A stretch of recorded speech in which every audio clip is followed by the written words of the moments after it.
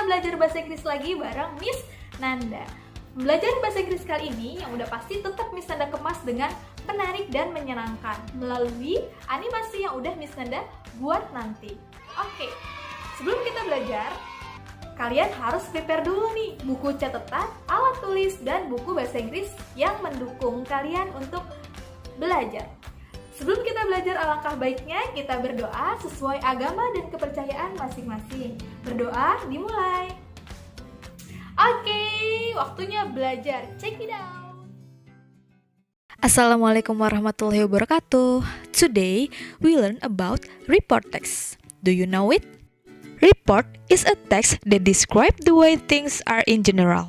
It is usually referred to a result of systematic observation and analysis. Report text adalah sebuah teks yang menggambarkan tentang semua hal yang berkaitan dengan sebuah benda secara umum.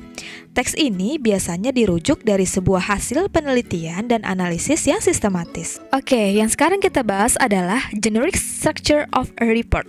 The first is general classification. Starting classification of general aspect of thing like animal, public place, plane, and etc., which will be described in general. Menyatakan klasifikasi atau gambaran umum tentang apa yang akan kita gambarkan. The second is description.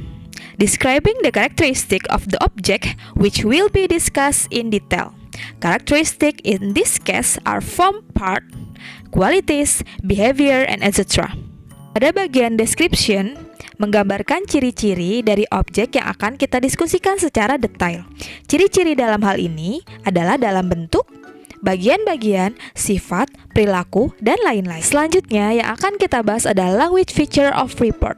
The first is describing group or general aspect, yaitu menggambarkan sesuatu dalam sebuah grup atau secara umum. The second is using conditional logical connection like when, so, and etc., yaitu menggunakan hubungan atau kata hubung kondisi yang logis tentang sesuatu, seperti menggunakan kata when, so, dan lain-lain.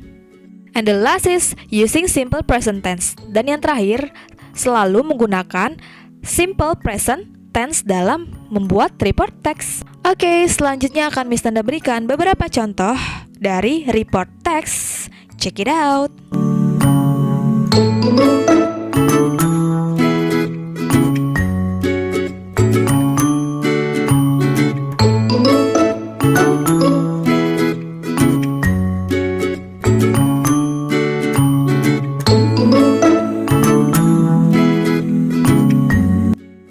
Nah, setelah kalian selesai melihat contoh report text tentang seekor kanguru, nah bisa kalian lihat dong mana yang menyatakan general classification dan mana yang description. Oke, yang termasuk general classification-nya yaitu dari awal kalimat atau awal paragraf. A kangaroo is an animal found only in Australia, bla bla bla, until also in New Guinea. Itu termasuk general classification karena itu adalah yang menyatakan gambaran umum tentang seekor kanguru. Sedangkan description-nya itu ada di paragraf kedua sampai akhir kalimat. Kangaroos eat grass and plants until kilometer per hour. Itu menjelaskan atau mendeskripsikan tentang ciri-ciri dari si kangurunya tersebut secara detail.